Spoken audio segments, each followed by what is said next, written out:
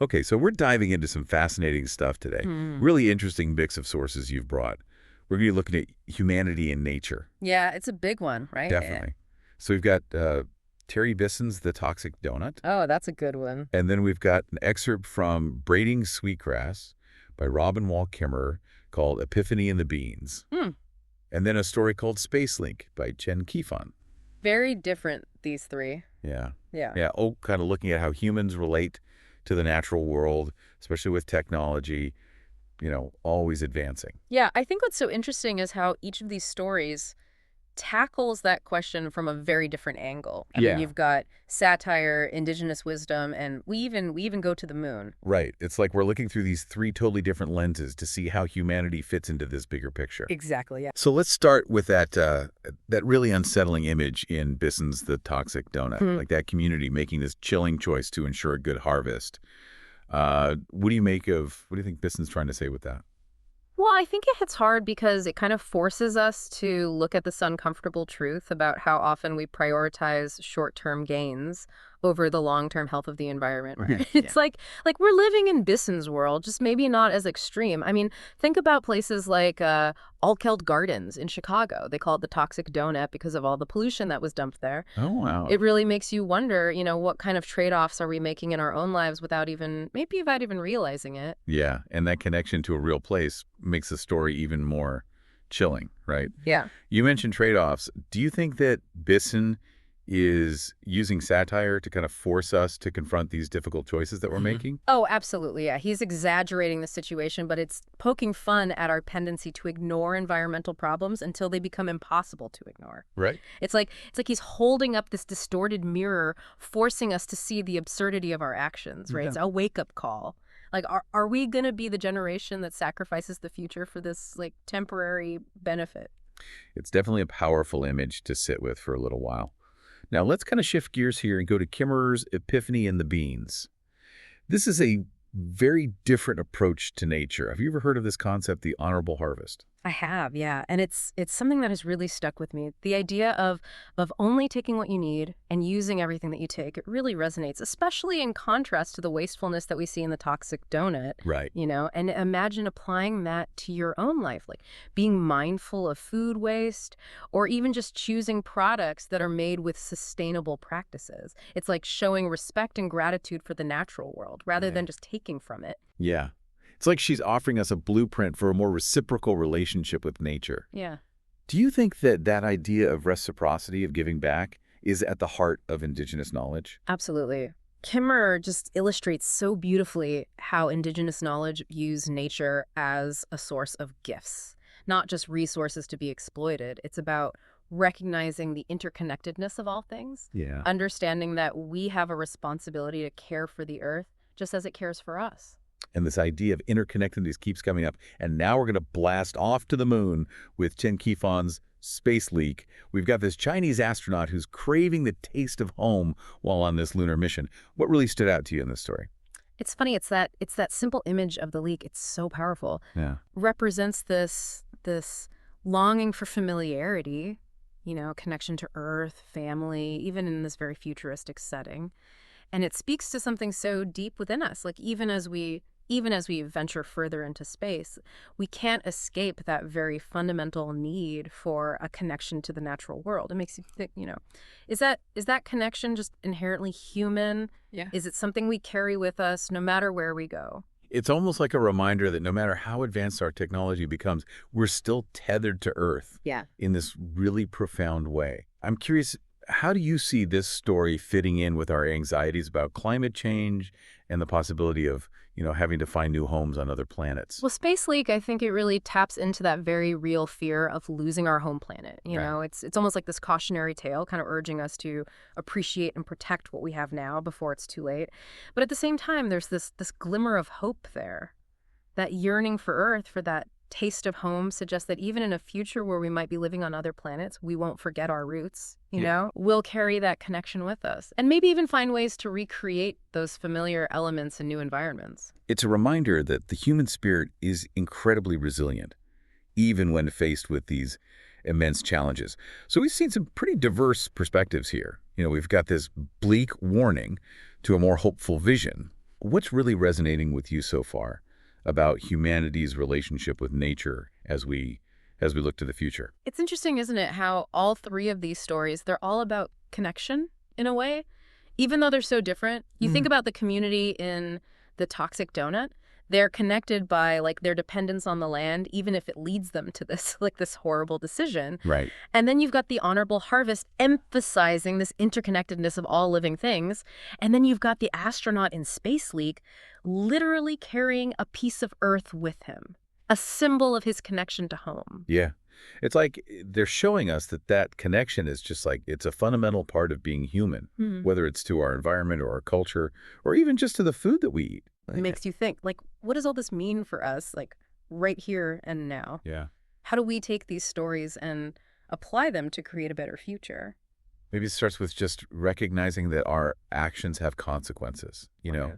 and those consequences, they ripple outward. They affect not just us, but future generations, the entire planet. Mm. It's a heavy thought, but it's also empowering, I think, because it means that we actually have the power to make different choices, right? Yeah. We can shift from this mindset of just taking to one of reciprocity, actually Yeah. giving back to the earth that sustains us. That idea of reciprocity just keeps coming back, and it's like a direct antidote to the mindset in the Toxic Donut. Like they're Yeah. just trying to appease this entity without any regard for the long-term consequences. It's like they've just completely forgotten how to value the natural world. Exactly. And that's where practices like the honorable harvest can be so powerful, Yeah. Like imagine applying that to your own life. Could you reduce your food waste at home? Maybe start composting? Or just even pay more attention to where your food comes from, how it was grown. Right. It's about making those conscious choices, being mindful of our impact, even in just the smallest things that we do. Yeah. I think a lot of people feel overwhelmed by the scale of all of these environmental challenges. They're like, Mm. what can one person really do? You know? It's true. It can feel really daunting, right? But remember, every little individual action contributes to that collective impact. If enough people start making these small changes, reducing their consumption, supporting businesses that are sustainable, advocating for policies, it can create this ripple effect Yeah. that leads to real change. It's like that saying, think globally, act locally, right? Exactly. But what about the role of technology in all this? Because the toxic donut seems to imply that technology can be, you know, part of the problem, but then space leak suggests it could also be part of the solution. Hmm.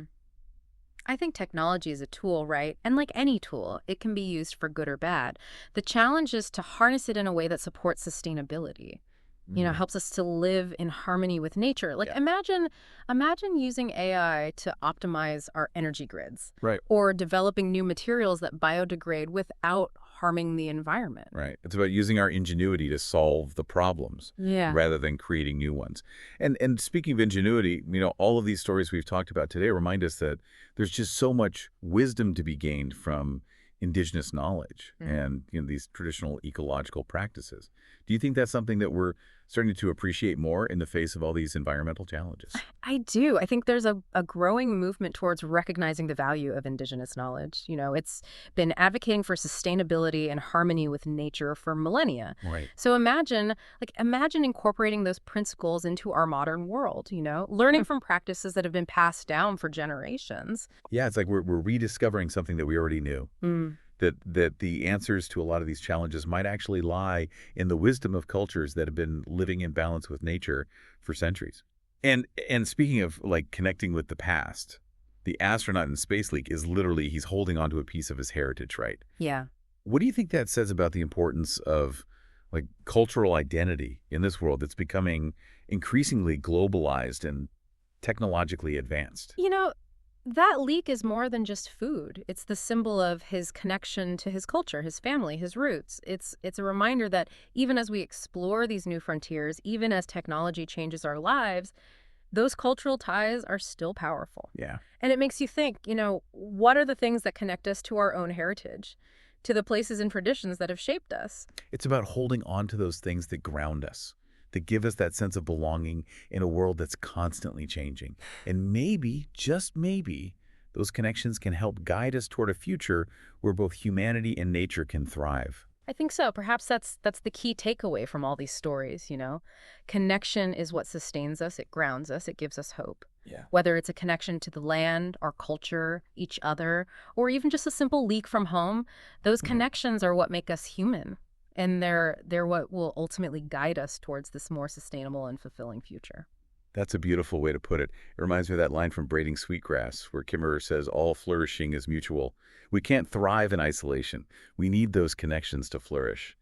Yeah, it really makes you think about those little connections, doesn't it? Like that astronaut with his leak as a symbol of home.